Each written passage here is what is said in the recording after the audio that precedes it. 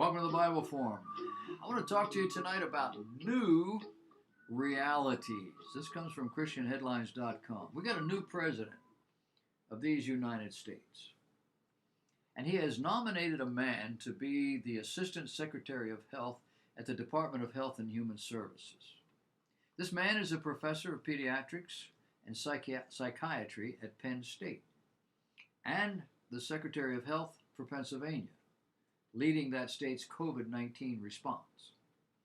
A graduate of Harvard and Tulane University School of Medicine, he wears his hair long, he dresses like a woman. Why? Because he has morphed into a woman. No, he does not have a woman's chemistry, nor does he have the woman's biology. He simply has the woman's style of hair, makeup, and dress. That, and he has a serious conviction that he is really a she, despite science.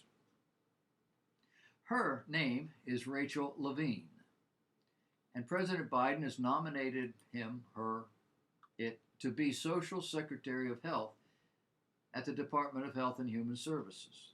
She is the first openly transgender individual confirmed by the U.S. Senate. Levine also is an author on the opioid crisis, medical marijuana, adolescent medicine, eating disorders, and LGBTQ plus medicine, according to the press release.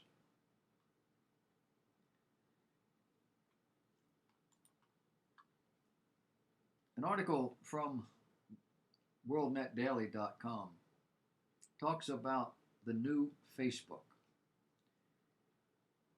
Apparently the same thing is happening to Facebook, Twitter, and a couple other social media platforms. You see, they have banned Donald Trump and a host of other people, all of whom apparently do not share the new social normal. Now, it's not really censorship at all. It's protection. Protecting the masses from being corrupted by, well, truth or just another opinion. Truth hurts. A lie, however, told to protect someone's feeling is constructive. And when that lie is told often enough, the lie becomes truth. Now, admittedly, it's new truth, but it's truth just the same, the way it's observed. Take transgenderism, biblical Christianity, absolute moral values. Individually, they are believed by Americans to be important and even necessary. The immoral, countercultural, social deviants, meaning they deviate from the traditional and dictionary definitions of normal social behavior, have co-opted the concept of normal, moral, biological, and perhaps even the word absolutes. And now they're being insulted and embarrassed. Who's doing that to them? Nobody. Reality is doing it. And to keep that from happening, Facebook, Twitter, and several other social platforms are denying traditionally normal people access. Well, they can read it, they just can't write anything. One group can say anything they choose. The other must be careful not to insult or to embarrass the first group. That this first group is denying biology, the dictionary definitions of words like decency, respect, and normal, in an effort to live the way they want to live, doesn't seem to matter. Now, in America, we've been taught that people have that right. They can live however they want, as long as they don't cross over and damage you. If they trample on the rights of other people, they got a problem. So today I can make the claim that I'm really a girl, and you can't tell me I'm wrong.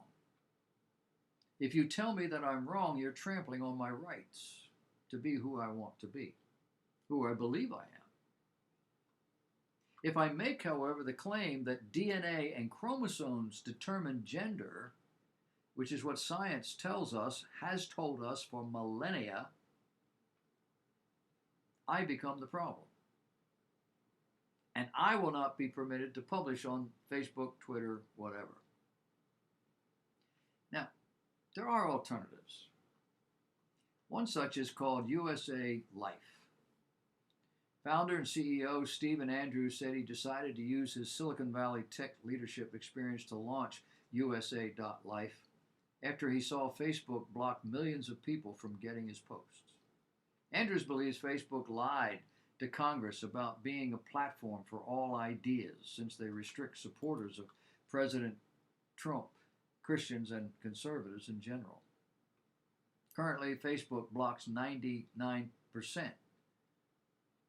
of my reach, he says, which means 5 million people are missing per month from my account alone. Users can share photos, updates, news, videos, messages. They can also join groups with people who are most important to them. There's a crowdfunding page for those who want help to finance their efforts. Not having the billions of dollars Facebook, Google, and Twitter have, there are some disadvantage.